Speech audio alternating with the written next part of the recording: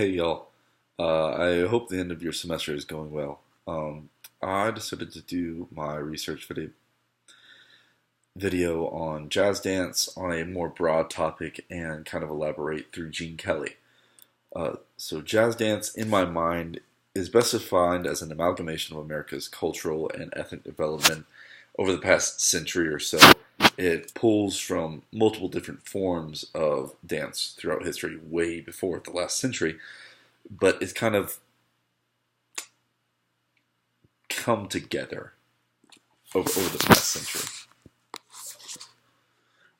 So jazz music finds its base in the multimeter and compound forms brought over by African slave music, brought to the Americas, but by anything but free will.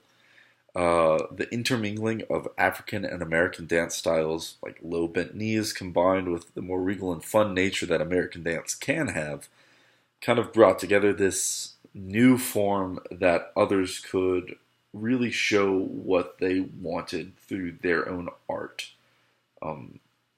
Out of all the styles that we've studied, save hip hop, maybe hip hop, jazz dance gives the most freedom. And as a musician, that's something that I cherish. It's fantastic. Gene Kelly was born on August 23rd, 1912 in Pittsburgh, Pennsylvania, and died in 1996. So a relatively nice, long life. In college, Gene studied economics and went to law school.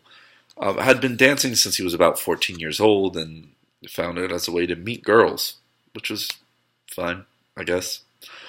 But he found joy in it. It's something that brought him more happiness than reading all of the reports and doing all of the paperwork behind lawyer work and I guess whatever he was doing. So he ended up leaving that and going to New York to find a job that he loved. He wanted to be a choreographer. He wanted to be a performing artist. What ended up happening is he found lower level work. He was performing for 2 or 3 different studios, finding all the work that he could so he could do what he loved. And something that I love about that is, going back to the musician thing, I'm not going to make a lot of money as a musical teacher, but part of me still wants to do that, and part of me still wants to have that drive to do something for lower pay, but more return. And having an artist as successful as Gene show that, as well as many other artists in my lifetime, it's empowering, and it's just nice. It's nice to see. Characteristics of jazz dance itself include isolations, which is single body movements, just a shoulder, just a leg. Syncopation, which in layman's terms is having multiple beats within one beat. So you could have different rhythms going on throughout the same idea. Yeah, that's the best way I can put it right now. Individuality and improvisation. This comes in more. This is the part that I enjoy most. It is the artist getting to do artist things, and high energy, which is like everything that I could possibly think. Gene Kelly, like all of the recordings, all of the different performances I've seen on YouTube, he's just like there in the moment, 100% of the time, no questions asked. Historical context. It carries roots from African American social dance, so this is the stuff that happened prior to it really cultivating into jazz dance itself. A lot of African American influence, a lot of the what are they called? The minstrel shows. The name escapes me right now. I'm really not trying to make another 6-minute long video. The minstrel shows. Whenever people would come together and kind of dance, make their own form of it. All of these ideas came together to make this form of dance that people could explore and enjoy. It found true cultivation during the Harlem Renaissance. It helped fight back against stereotypes, oppression. It allowed African Americans to embrace their heritage, It also fought back against blackface. Appropriation was attempted. This culture was kind of absorbed into America for a time being. The white man took this and kind of ran with it for a while, as everything else. But it also gave it that kind of extra shot of energy it needed to bring it into its own art form, which I don't agree with the methods, but it happened, and we're here now. Gene Kelly fit this mold, going back to the high energy. He fit this mold by carrying out the key characteristics of jazz band, or not jazz band, jazz. Isolating his body, isolating props, having fun with it, improvising while on stage, not even following the script at some points. Just kind of going with the flow, having that high energy, and performing. That was his thing to do. He enjoyed making people smile. He enjoyed bringing the art that he wanted to see come to life.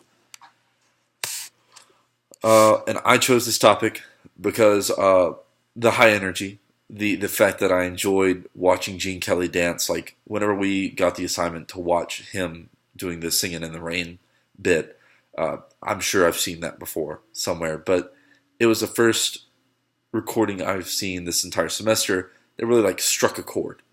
I leveled with him. I understood exactly what he was dancing for. I saw it in his face, and it brought me happiness, and that's very rare to find. And not to mention the fact that I myself have been a jazz musician for a while, so seeing a music form that I love so much being adapted, played out in a more energetic physical style was super cool. I found great joy and fruition in that. And again, my past experience as an artist, it was just jazz. I was seeing something that I've played and brought to life through oral communication. I got to see that be brought to life through physical means.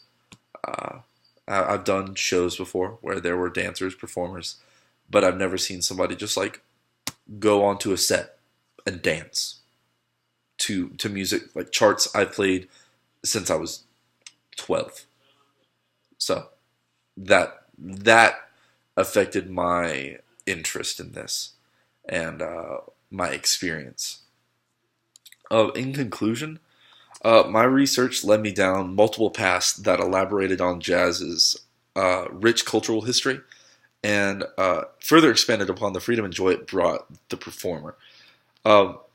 Reading through the articles that I found, some scholarly, some not, I found that the overarching theme was jazz is more enjoyable and it's easier to talk about than other dance forms.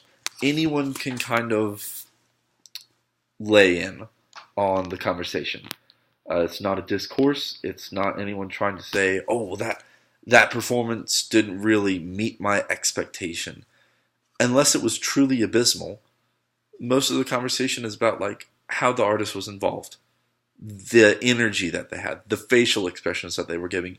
Were they real or were they fake? Rather than seeing how fast someone could twirl or how quick someone could bound across stage. It was about the fun and the true performance aspect of it. And that kind of understanding of art and dance itself is something that I truly appreciate. But I don't remember if everyone gets to watch these videos or if it's just Dr. McCracken.